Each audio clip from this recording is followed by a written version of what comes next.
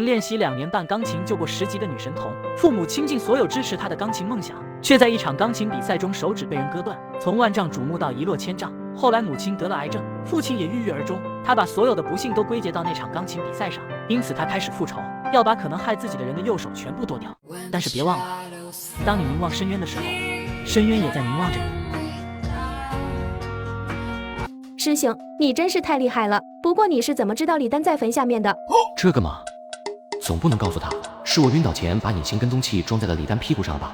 因为上次李丹为了剁手在楼顶藏了那么多天，这次也可能藏在附近嘛。那你怎么知道具体是哪个坟？你可是一下就找对位置了啊！我看你根本就是装昏，你是亲眼看见他藏进去了吧？对，是的，这都能被你猜到，师妹你真厉害。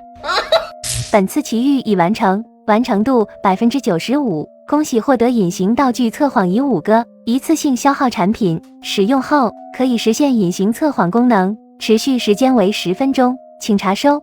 95%，完成度真高，这次多亏了跟踪器，这个测谎仪以后肯定还能派上大用场。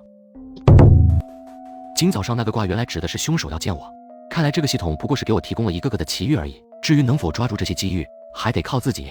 归根结底，机遇在人而不在天。既然你捉住了我，那你一定知道我为什么要这么做了。你快点告诉我，高田、袁丽丽、洛美娜到底是哪一个？什么哪一个？他们3个的手已经被我剁了。我自认为我的计划没有漏洞，唯有他们3人中的某一个承认了，给我放过刀片，你们才有可能查到我的头上。快告诉我，到底是哪一个？此时李丹大声怒吼着这么多年来压在心中的仇恨。不，你错了，他们3个根本没有交代过害你的事情，我们是根据同一场比赛找到了你家的。不可能，就算查到了我家，你也不可能知道我藏在坟墓的哪个位置。你麻醉剂过期了，我看到你葬进去的。不可能，不可能！世界上根本没有完美的犯罪，不管计划有多周密，终将逃不过法律的制裁。此时的李丹抬起了头，阳光洒在他的脸上，想起父母为了自己的钢琴梦想付出那么多，而自己什么都做不到。爸爸去世，母亲得了癌症，一切都没了。小白看着面前的李丹，五味杂陈。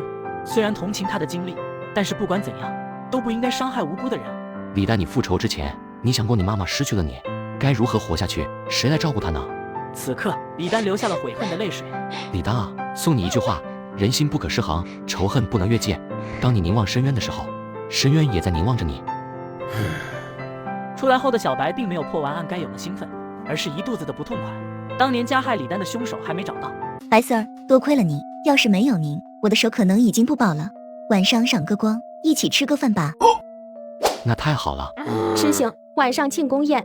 那算了，还是下次吧。富婆爽快答应，随后把自己的名片递上。办公室内，小白再次拿出来了当年钢琴大赛的获奖名单，看着当年的比赛排名表，若有所思。师兄，你想什么呢？咋地啦，师兄？分差呀！我怎么没想到这？什么分差？你还记得怀孕的那个第10名怎么说的吗？他说，因为钢琴大赛的评委太专业了，所以选手们决赛时候的分差特别大，有的甚至能够差出300-400分来。这能说明什么？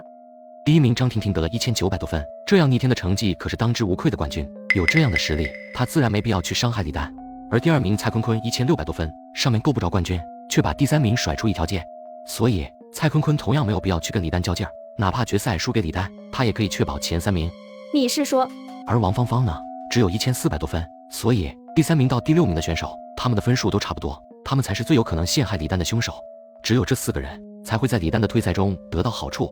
还有，在李丹准备的复仇资料上，也仅仅只有这4个人而已，说明李丹一早就清楚得很，害他的人就在这4人之中。师兄，你不会是想要……富婆刚离开就有点想他了。老妹，今晚的庆功宴我就不去了，我要去和富婆约会去了。我现在得赶紧走了，要不然就追不上她了。师兄，你这就走了吗？师妹，案子还没有圆满解决，不管是我还是李丹，都还有一个心愿未了。